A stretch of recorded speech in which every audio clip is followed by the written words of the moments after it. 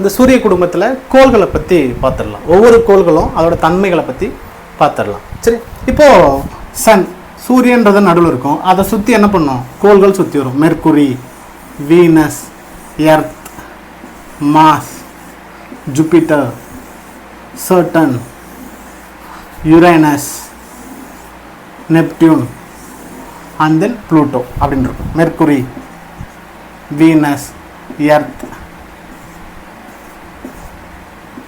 Mass, Jupiter, certain, Uranus, Neptune அப்படின்றது. சரியா? சரி, இப்போ என்னென்னா இது கோள்கள் எல்லாமே முதல்ல எந்த திசையில் சுற்றி வரும் அப்படின்றது பெரும்பாலான டிஎன்பிஎஸ்சி குரூப் 4 கேள்வி. சரியா? கோள்கள் எல்லாமே எதிர் கடிகார திசையில், நான் வட்டம் விடும்போது பார்த்துருப்பீங்க, இப்படி சுற்றி வரும். இது நம்ம பழக்கத்திலே கொண்டு வந்தோம், இல்லை மனப்பாடம் பண்ணக்கூடாது. ஒரு டைம் நம்ம டயக்ராம் போடுறோம்னா அந்த பழக்கத்திலே கொண்டு வந்தோம். அப்போ கோள்கள் எல்லாமே வெஸ்ட் டு ஈஸ்ட். சரியா? எதிர் கடிகார திசை அப்படின்னா என்ன? West, east direction, west direction. அப்போ கிழக்கு மேற்கு, மேற்கிலிருந்து கிழக்கு சுற்றி வரும். இந்த வாட்டத்தில் இப்படி சுற்றிட்டு இருக்கும் கோள்கள் எல்லாமே, எக்ஸப்ட் 2 கோள்களை மட்டும். 2 கோள்களை தவிர எல்லா கோள்களும் என்ன பண்ணும்? எதிர் கடிகார திசையில் சுற்றும். அது என்னென்ன கோள்னா யுரேனஸும் வீனஸும். யுரேனஸ் அண்ட் வீனஸ் இந்த 2 கோள்கள் மட்டும் என்ன பண்ணுன்னா கடிகார திசையில் சுற்றி வரும். கடிகார திசையில் சுற்றி வரும். சரி, அப்போ கிழக்குல இருந்து மேற்கு நோக்கி சுற்றி வரும். இது ரொம்ப முக்கியமான ஒன்று, ஏன்னா பேசிக்காக நம்ம இதை தெரிஞ்சுக்க வேண்டிய விஷயம். சரி, அதுக்கப்புறம் இப்போ மெர்க்குரி அப்படின்னா என்னது? முதல்ல இருக்கிற கோள், அதான் தமிழில் புதன் அப்படின்னு சொல்லப்படுறது. சரி, இது மிக சிறிய கோள், ரொம்ப சின்னது, smallest and it has no atmosphere. இதில் வளிமண்டலம் இல்லை. சரியா? டிஎன்பிசியில் இதில் எழுதியிருக்க எல்லா பாயிண்ட்டுமே டிஎன்பிசியில் கேட்கப்பட்ட கேள்வி. மிக சிறிய கோள் இது, சூரியனுக்கு மிக அருகாமையில் உள்ள கோள் இது, வளிமண்டலம் இல்லாத கோள் இது அப்படின்ற எல்லா கேள்விகளும் இதில் எழுதியிருக்க அனைத்துமே டிஎன்பிசியில் கேள்விகளாக வைக்கப்பட்டுள்ளது. ஒவ்வொன்றுத்தையும் நான் உனக்கு கேள்வியாக கூட சொல்ல முடியும். சரியா? சரி, அப்போ இது மிக சிறிய கோள். அதுக்கப்புறம் இது வளிமண்டலம் இல்லை. சரியா? அது முக்கியமானது. சரி, அடுத்தது வீனஸ், வெள்ளி. சரி, இது புதன், இது வெள்ளி. இந்த வெள்ளியை எடுத்துக்கிட்டா ஈவினிங் ஸ்டார், மார்னிங் ஸ்டார், விடிவெள்ளி அப்படின்னு சொல்லுவாங்க. அப்போ பகல் நேரத்தில் விடியற் காலையிலையும் தெரியும், அப்போ சாயங்கால பொழுதுன்னு என்ன பண்ணுவோம் அது தெரியும். அதனால என்ன சொல்லுவாங்க? Evening star and morning star சொல்லுவாங்க. இது ஏன் சார் தெரியுது அப்படின்னா இதில் 90லேருந்து 95% CO2 கார்பன் டை ஆக்சைடு இருக்கு. சரி, கார்பன் டை ஆக்சைடு இருக்கிறதுனால இதில் ஏன் சார் தெரியுது அப்படின்னு வச்சுக்கோங்களேன். இப்போ சூரியனோட வெப்பம் இருக்கு. சூரியனோட வெப்பம் என்ன பண்ணும்? இந்த சூரியனோட வெப்பத்தை தான் எல்லா கோள்களையும் எடுத்துக்கிட்டு என்ன பண்ணுது? ஒளி வீசுது. சரியா? எல்லாமே கோள்களும் என்ன பண்ண முடியாது, தன்னாலே ஒளியை உற்பத்தி செய்கிற தன்மை கிடையாது. சூரியனோட வெப்பத்தை எடுத்துக்கிட்டு தான் என்னது? ஒளிர்விடும். சரியா? அப்படி எடுத்துக்கும் போது வீனஸ் என்ன பண்ணுதுன்னா அதிகமான கார்பன் டை ஆக்சைடு இருக்கிறதுனால அது என்ன பண்ணுதுன்னா அதிகமான வெப்பத்தை தக்க வச்சுக்கக்கூடிய தன்மை உண்டு. அப்போ ஏற்கனவே அதில் ஹீட் அதிகமாக இருக்கு அப்படின்னு சொல்லிட்டா என்ன பண்ணும்? சூரியனோட வெப்பம் வரப்படும் போது என்ன பண்ணுது? அது அல்பெடோ வேல்யூன்னு சொல்லுவாங்க. அல்பெடோ வேல்யூ இந்த ஒரு ஸ்கொயர் சென்டிமீட்டர் அளவில் எவ்வளோ ஒளி எதிரொலிக்குது அப்படின்றது தான். சரியா? அப்போ இதெல்லாம் இந்த கோள்கள்லாம் என்ன பண்ணும்? சூரியன் கிட்ட இருந்து வர வெப்பத்தை என்ன பண்ணிட்டு இருக்கோம்? அப்சர்வ் பண்ணிட்டு இருக்கும். அந்த நேரத்தில் என்ன பண்ணும்? வீனஸ்ல ஏற்கனவே 90லேருந்து 95% கார்பன் டை ஆக்சைடு இருக்கு. அப்போ கார்பன் டை ஆக்சைடு என்ன பண்ணும்? வெப்பத்தை ஏற்கனவே வச்சுட்டு இருக்கும். அப்போ வர வெளிச்சத்தை என்ன பண்ணும்? வர ஒளியை, ஹீட்டை என்ன பண்ணும்? வெப்பத்தை என்ன பண்ணும்னா அது என்ன பண்ணும்? ரிஃப்ளெக்ட் பண்ணும். அப்போ என்ன பண்ணும்? அதனால தான் என்ன பண்ணும்? இந்த மார்னிங் ஸ்டார், ஈவினிங் ஸ்டார் அப்படின்னு சொல்லப்படுது. சரியா? இது வீனஸ், இது வெள்ளி. சரியா? இது ரொட்டேஷன் அண்டு ரெவல்யூஷன். இது தன்னைத்தானே சுற்றி வர்றதுக்கும் சூரியனை சுற்றி வர்றதுக்கும் கிட்டத்தட்ட சமமான நேரத்தை தான் எடுத்துக்கும். அதுதான் இது ரொட்டேஷன் அண்டு ரெவல்யூஷன் அப்படி சொல்லப்படுது. எர்த், பூமி. பூமி என்னது? நீலக்கோள், ப்ளூ பிளானட் அப்படி சொல்லுவாங்க. பூமியை பற்றி நம்ம ரொம்ப டீட்டெயில்டாக நம்ம பார்ப்போம். அடுத்த டாப்பிக்கில் நம்ம பூமி அப்படின்ற தலைப்பை தான் முழுமையாக பார்க்க போகிறோம். சரியா? அப்போ ப்ளூ பிளானட் அப்படி சொல்லப்படுது. சரியா? இதில் என்னன்னா இதில் இருக்கிற இயற்கை துணைக்கோள் சேட்டிலைட்ஸ், எத்தனை சேட்டிலைட்ஸ் இருக்குன்னா 1. பூமியில் எத்தனை? 1. சரியா? இந்த என்னது? நிலவு. சரிங்களா? அதுக்கு அடுத்தது மாஸ், செவ்வாய். இது ரெட் பிளானட். இது என்னது? சிவப்பு நிற கோள்னு சொல்லுவாங்க. இது ஏன் சிவப்பு நிறத்தில் காணப்படுதுன்னா ஃபெரஸ் கண்டென்ட் அதிகமாக இருக்கும். அதை இரும்பு தாது அதிகமாக இருக்கிறதுனால என்ன பண்ணும்? இந்த சிவப்பு நிறத்தில் காணப்படும். இதில் என்னது? டார்மண்ட் வால்கனோ அப்படின்னு சொல்லுவாங்க. எரிமலைகளோட வகைகள். எரிமலையோட வகைகள்னு எடுத்துக்கிட்டா என்ன பிரிக்கலாம்? 3 பிரிக்கலாம். ஆக்டிவ், டார்மண்ட் அண்ட் எக்ஸ்டிங்க்ட் அப்படின்னு சொல்லிட்டு வல்கனோஸோட டைப்ஸ். எரிமலைகளோட விதத்தை எடுத்தோம்னா ஆக்டிவ், டார்மண்ட் அண்ட் எக்ஸ்டிங்க்ட் அப்படின்னா இந்த டார்மண்ட்ன்றதான் என்னது? 2வது வகையில் இருக்கு. அப்போ அது என்ன? ஆக்டிவ்னா செயல்படும் எரிமலை, டார்மண்ட்னா தூங்கும் எரிமலை, எக்ஸ்டிங்க்ட்னா தனிந்த எரிமலை. ஆக்டிவ் வல்கனோனா எரிமலைகள் வெடிச்சுட்டே இருக்கும், அதான் அது ஆக்டிவ் வல்கனோ அப்படி சொல்றோம். டார்மன்னா தூங்கும் எரிமலை, என்ன பண்ணும் இப்போதைக்கு தூங்கிட்டு இருக்கு, எப்போ வேணா அது என்ன பண்ணலாம் வெடிக்கலாம் அப்படின்றது இந்த டார்மண்ட். எக்ஸ்டிங்க்ட் அப்பனா என்னது, இதுக்கு முன்னாடி வெடிச்சிருக்கலாம் ஆனா இனிமேட்டு என்ன பண்ணாது, தனிந்த எரிமலை தனிஞ்சிருச்சு, இனிமேட்டு என்ன பண்ணாது வெடிக்காது அப்படின்னு சொல்லுவாங்க. திருவண்ணாமலை என்ன வகையான எரிமலையா சொல்லப்படுது அப்படின்னா எக்ஸ்டிங்க்ட். ஏற்கனவே அது எரிமலையா இருந்துச்சு, இப்போ என்னது இனிமேட்டு எந்த காலத்துலயும் அது வெடிக்காது, அதனால எக்ஸ்டிங்க்ட் டைப் தனிந்த எரிமலை அப்படின்னு சொல்லப்படுது. சரி, அப்ப இதுல வந்து இந்த மார்ஸ்ல வந்து அதிகமான தூங்கும் எரிமலைகள் அதிகமான அளவு காணப்படுது, அது என்ன நேரத்துல வேணாலும் வெடிக்கலாம் அப்படின்னு சொல்லிட்டு என்ன பண்றாங்க ஆராய்ச்சியாளர்கள் கண்டுபிடிச்சிருக்காங்க. அதுக்கப்புறம் ஜூபிட்டர் அப்படின்னு சொல்றது வியாழன், இது மிகப்பெரிய கோள். இந்த ஜூபிட்டர்ன்றது மிக இருக்கிறதுலே இந்த கோள்களிலே மிகப்பெரிய கோள் எது அப்படின்னு பார்த்தா இந்த Jupiter, largest planet and fastest rotation. சரியா, அப்ப என்ன பண்ணும் மிக வேகமா என்னணும் சுத்தும். சரிங்களா, அதான் இந்த ஃபாஸ்டஸ்ட் ரொட்டேஷன். ரொட்டேஷனுக்கும் ரெவல்யூஷனுக்கும் வித்தியாசம் தெரியணும். ஆங்கிலத்தில் படிக்கிறவனுக்கு ரொட்டேஷனும் ரெவல்யூஷனும் வித்தியாசம் தெரியணும். ரொட்டேஷன்னா கோள்கள் என்ன பண்ணும் தன்னைத்தானே சுத்திக்கும், சூரியனும் சுத்தி வரும். சரியா, ரொட்டேஷன்னா என்ன ரெவல்யூஷன்னா என்ன அப்படின்னு பார்த்துக்கிட்டா, ரொட்டேஷன்னா தன்னைத்தானே சுத்திக்கிறது. அதுக்கு டெஃபினேஷனோட சொன்னா தன்னோட மையப்புள்ளியே சுற்றுவட்டத்தோட மையப்புள்ளியை வச்சு சுத்தி வந்துச்சு, அதான் ரொட்டேஷன். சரியா, when an object rotates on its own axis at the center point அப்படி சொன்னா என்னது ரொட்டேஷன்.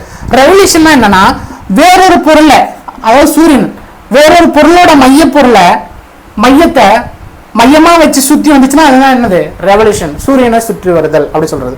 சரியா, அதான் ரொட்டேஷன் அண்ட் ரெவல்யூஷன். ரொட்டேஷன்னா தன்னைத்தானே ஜூபிட்டர் வந்து தன்னைத்தானே சுத்திக்கிறது, மிக வேகமா சுத்திடும் அப்படின்றாங்க. சரியா, இதுல இன்னொரு முக்கியமான தகவல் என்னன்னா இதுல அதிக அளவு துணைக்கோள்கள் காணப்படும். 67 துணைக்கோள்கள் காணப்படும். சமச்சீர் புத்தகங்கள்ல சில இடத்துல 64க்கு மேற்பட்ட அப்படின்னு கொடுத்திருப்பாங்க, சில இடங்கள்ல 67 துணைக்கோள்களை காணப்படுது. அப்ப இந்த சூரிய குடும்பத்திலே அதிகமான துணைக்கோள்களை கொண்ட கோள் எது அப்படின்னா வியாழன், ஜூபிட்டர் அப்படின்றதுதான். சரியா, மிக பெரியது, மிக வேகமா தன்னைத்தானே சுத்திக்கும். அதுக்கு அடுத்தது அதிகமான துணைக்கோள்களை கொண்ட கோள் அப்படின்னா இந்த ஜூபிட்டர், வியாழன் அப்படி சொல்றது. சர்டன் அப்படின்னு சொன்னா சனி. சரிங்களா, இந்த சனி அப்ப என்னன்னா செகண்ட் லார்ஜஸ்ட் மிகப்பெரிய கோள்னா ஜூபிட்டர், அதுக்கு அடுத்து மிகப்பெரிய கோள்னா இது சர்டன், சனி அப்படி சொல்லப்படுது. இதுல முக்கியமானது என்னன்னா இதுல சாட்டனை சுத்தி, சனி கோள்களை சுத்தி நிறைய வளையங்கள் காணப்படும். அப்ப எத்தனை வளையங்கள், 8 வளையங்கள் காணப்படும். It has 8 rings. இந்த வளையங்கள் எதனால உருவாக்கப்பட்டது அப்படின்னு கேட்டிருப்பாங்க.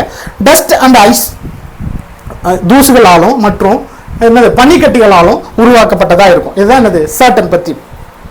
இந்த யுரேனஸ் நெப்டியூன் அப்படின்றது குரூப் 4 கேள்வி என்னன்னா கண்களால பார்க்கக்கூடிய கோள்கள் இது அப்படின்னு சொல்லுவாங்க. அப்ப இந்த யுரேனஸ் நெப்டியூன் அப்படின்ற கோள்கள் என்னது கண்களுக்கு தென்படக்கூடிய கோள் அப்படின்னு சொல்லலாம். சரியா, அப்ப இந்த நம்ம ஏற்கனவே பார்த்தோம் ஆரம்பிக்கும் போது எல்லாமே எதிர்கடிகார திசையில சுத்தி வருது அப்படின்னு பார்ப்போம்.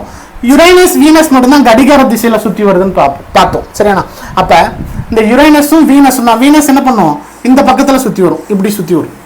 சரியா, அதுக்கப்புறம் இந்த யுரேனஸுக்கு என்ன தனிப்பட்ட ஒரு கேரக்டர் இருக்குன்னா நார்த் சவுத், ஈஸ்ட் வெஸ்டா நார்த் சவுத், அது சுற்றி வரும்போது என்ன பண்ண நீங்க டயக்ராம்ல சோலார் சிஸ்டத்துல இந்த மாதிரி சூரிய குடும்ப வரைபடம் பார்த்தீங்கன்னா இந்த யுரேனஸ் என்ன பண்ணுவாங்கன்னா இப்படி ஒரு ஸ்ட்ரக்சர் போட்டிருப்பாங்க.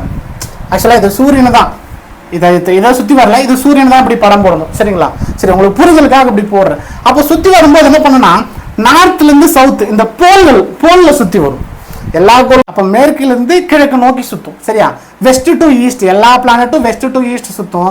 யுரேனஸ் வீனஸ் மட்டும் என்ன பண்ணும் கடிகார திசையில சுத்தும். அதுல யுரேனஸ் மட்டும் என்ன முக்கியமான கேரக்டர்னா தெளிவா புரிஞ்சுக்கோங்க, போல்கள்ல சுத்தி வரும். நார்த் சவுத் இப்படி நீள்வட்ட பாதையில சுத்தி வரும். இப்படி சுத்தி வரும்போது இப்படி சுத்திச்சுன்னா என்னது கடிகார திசை. கடிகாரம் எந்த திசையில சுத்துது, இங்க ஆரம்பிச்சு இப்படி சுத்தி வருது. அப்படி சுத்தி வரும்போது என்ன பண்ணுதுன்னா இந்த யுரேனஸ்ன்றது இந்த கடிகார திசையில இப்படி சுத்தி வருது. மற்ற கோள்கள் எல்லாமே எதிர்கடிகார திசையில சுத்தி வரும். யுரேனஸ் வீனஸ் மட்டும்தான் என்ன பண்ணும் கடிகார திசையில சுத்தி வரும். இது போல்கள்ல துருவங்கள்ல சுத்தி வந்தாலும் சுத்தி வரும்போது கடிகார திசையில சுத்தி வருது. அதுதான் இங்க முக்கியமானது. இதுதான் என்னது யுரேனஸ் பத்தி முக்கியமானது. நெப்டியூன் பார்த்துட்டீங்கன்னா இது 5 வளையங்களை கொண்ட கோள். 5 வளையங்கள் இருக்கும். அதை தாண்டி இது கிரீனிஷ் ஸ்டார். அப்ப என்னது பச்சை நிறத்துல காணப்படும் கோள் அப்படின்னு சொல்லிட்டு என்ன பண்ணுவாங்க இதை குறிப்பிடுவாங்க. சரியா, இதை தாண்டி இதுல என்ன சார் தெரிஞ்சுக்கணும் அப்படின்னு பார்த்துக்கிட்டீங்கன்னா இந்த துணை கோள்கள் அப்படின்னு பார்த்துட்டீங்கன்னா எர்த்துல பூமியில பூமியில் ஒரு துணைக்கோள் இருக்கும். அண்ட் தென் எர்த் மாஸில் 2. இதில் வந்து ஜூபிட்டரில் தான் இருக்கிறதே 67, சாட்டர்னில் 62. சரியா? இதில் யுரேனஸில் 27, 14. சரியா? இது வந்து துணைக்கோள்களோட எண்ணிக்கை. சரி, ஏன் சார் இங்கே வந்து துணைக்கோள்கள் அதிகமானவை இல்லை அப்படின்னா, சூரியனோட வெப்பம், அந்த சேட்டிலைட்ஸ் என்ன அப்படின்னு பார்த்தோம், இந்த துணைக்கோள்கள்னா என்னன்னு பார்த்தோம். அப்போ கோள்களை மையமாக வச்சு சுற்றி வரும். அதுவும் என்னது, தூசுகளால் உருவாக்கப்பட்ட பொருட்கள் தான். அப்போ சூரியனோட வெப்பம் அதிகமான அளவுக்கான இருக்கிறதுனால இந்த இடத்துல அது மேபி என்ன பண்ணலாம், அது வந்து சாம்பலாக இருக்கலாம். அதனால தான் என்ன பண்ணலாம், வெப்பம் அதிகமாக இருக்கிறதுனால இந்த இடத்துல வந்து அதிகமான துணைக்கோள்களை பார்க்க முடியாது. சரி சரி அதுக்கடுத்து என்ன வகைப்படுத்தும் அப்படின்னா, உட்கோள்கள் வெளிக்கோள்கள் அப்படின்னு வகைப்படுத்தும். சரியா? உட்கோள்கள் வெளிக்கோள்கள் அப்படின்னு வகைப்படுத்தும். இதெல்லாம் உட்கோள்கள் அப்படின்னு சொல்லிட்டு. சரியா? மெர்க்குரி, வீனஸ், எர்த், மாஸ் இது வரைக்கும் என்னது, இது எல்லாமே மெர்க்குரி, வீனஸ், எர்த், மாஸ் இது வரைக்கும் எல்லாமே உட்கோள்கள். இது எல்லாமே என்னது, வெளிக்கோள்கள். இதெல்லாமே இன்னர் பிளானட், இது அவுட்டர் பிளானட்ஸ். சரியா? Inner planets and outer planet அப்படின்னு பார்க்குறோம். சரி, இந்த உட்கோள்களுக்கு வெளிக்கோள்களுக்கு என்ன சார் வித்தியாசம் பார்க்கணும் அப்படின்னு சொன்னால், இந்த உட்கோள்கள் எல்லாமே திடக்கோள்கள்னு சொல்லுவோம். திடக்கோள் இது வந்து என்னது, இந்த உட்கோள்கள் எல்லாமே இது வரைக்கும் திடக்கோள்கள்னு சொல்லுவோம். இது வந்து என்னது, வாயுக்கோள்கள் அப்படின்னு சொல்லுவோம். வாயுக்கோள்கள் அப்படின்னு சொல்லுவோம். சரியா? ஏன் இது திடக்கோள்கள் வாயுக்கோள்கள்னு சொல்கிறோம் அப்படின்னா, நம்ம ஏற்கனவே பார்த்தோம், இந்த நெபுலா அப்படின்ற ஒரு பொருளில் தான் என்னது, பெருவெடுப்பு கோள்கள் மூலயமா இந்த கோள்கள் எல்லாமே உருவாச்சு அப்படின்னு சொல்லிட்டு. அப்போ நெபுலாலாம் என்னன்னா, தூசுகளால் ஆன பந்தினை மேகக்கூட்டங்கள் சூழ்வது நெபுலா எனப்படும் அப்படின்னு சொல்லியிருப்போம் உங்களுக்கு. அப்போ இந்த சூரியனோட வெப்பம் அதிகமாக இருக்கிறதுனால என்ன பண்ணியிருக்கோம், அந்த கோள்களை சுற்றி இருக்கிற மேகங்கள் வந்து என்னது, நீக்கப்பட்டிருக்கும். அதனால தான் என்ன பண்ணுறாங்க, இது திடக்கோள்னு சொல்கிறாங்க. இதை சுற்றி வாயுக்கள் இருக்கும், அதனால இதை வாயுக்கள் சொல்கிறாங்க. ஆங்கிலத்தில் என்ன, it is the terrestrial planet and it is the gaseous planet அப்படின்னு சொல்லுவாங்க. சரி, அதுக்கப்புறம் என்னன்னா, இது எர்த் லைக் பிளானட், பூமியை போன்ற கோள்கள் அப்படின்னு சொல்லுவாங்க. பூமியை ஒப்பிட்டு என்ன பண்ணுவாங்க, இது கம்பேர் பண்ணுவாங்க. It is Jupiter like planet, இது என்னது, வேறனை போன்ற கோள்கள் அப்படின்னு குறிப்பிடுவாங்க. வேற என்ன வித்தியாசம் பார்க்கணும்னா, இங்க இருக்க கோள்கள் வந்து மிக வேகமாக சுற்றி வந்துடும். சூரியனுக்கு அருகாமல் இருக்குன்னா, இது சூரியனை சுற்றி வர்றதுக்கு என்ன பண்ணுவோம், நீண்ட நேரத்தை எடுத்துக்கும். சரி, வேற என்ன பெரிய வித்தியாசம் பார்க்க முடியும்னா, இங்க வந்து துணைக்கோள்கள் அப்படின்றது, இந்த சேட்டலைட்ஸ் வந்து ரொம்ப கம்மியான நம்பர்ஸ் தான் இருக்கும். இதுல 1 இருக்கு, எர்த்தில் 1 இருக்கு, மாஸ்ல 2 இருக்கு. ஆனால் இதில் பார்த்தீங்கன்னா அதிக அளவு காணப்படும். நான் ஏன்ற ரீசன் சொல்லிட்டேன். சூரியனோட வெப்பம் வந்து இது எல்லாமே என்னது, சாம்பலாக்குறதுக்கான வாய்ப்புகள் இருக்கு. ஆனால் சூரியனோட வெப்பம் இந்த கோள்களுக்கு எட்டாதனால அந்த கோள்களை சுற்றி என்னது, வாயுக்களாக காணப்படும், அதிக துணைக்கோள்களை காணப்படும். இதுதான் என்னது, உட்கோள்கள் வெளிக்கோள்கள் அப்படின்னு, கோள்கள் அப்படின்ற தலைப்புல முழுமையா. இதை தாண்டி உனக்கு கேள்விகள் கேட்ட முடியாது. நம்ம சொன்ன எல்லாமே குரூப் 4ல அண்ட் தென் குரூப் 2ல கேட்கப்படுற கேள்விகள் தான் எல்லாம். நம்ம காஞ்சி ரேடியன் ஐஏஎஸ் அகாடமியில் என்ன பண்ண போகிறோம் அப்படின்னா, ஒவ்வொரு பாடத்துல இருந்து ஒவ்வொரு தலைப்புகளும் என்ன பண்ண போகிறோம், தெள்ள தெளிவாக மாணவர்களுக்கு புரியும் விதமாக நம்ம என்ன பண்ண போகிறோம்னா வீடியோஸ் அப்லோட் பண்ண போகிறோம். அந்த வீடியோஸ் தினசரி உங்களுக்கு வந்து சேரணும் அப்படின்னா, காஞ்சி ரேடியன் ஐஏஎஸ் அகாடமி அப்படின்ற யூடியூப் சேனலை சப்ஸ்கிரைப் பண்ணுங்கள், லைக் பண்ணுங்கள், ஷேர் பண்ணுங்கள், கமெண்ட் பண்ணுங்கள். தேங்க்யூ.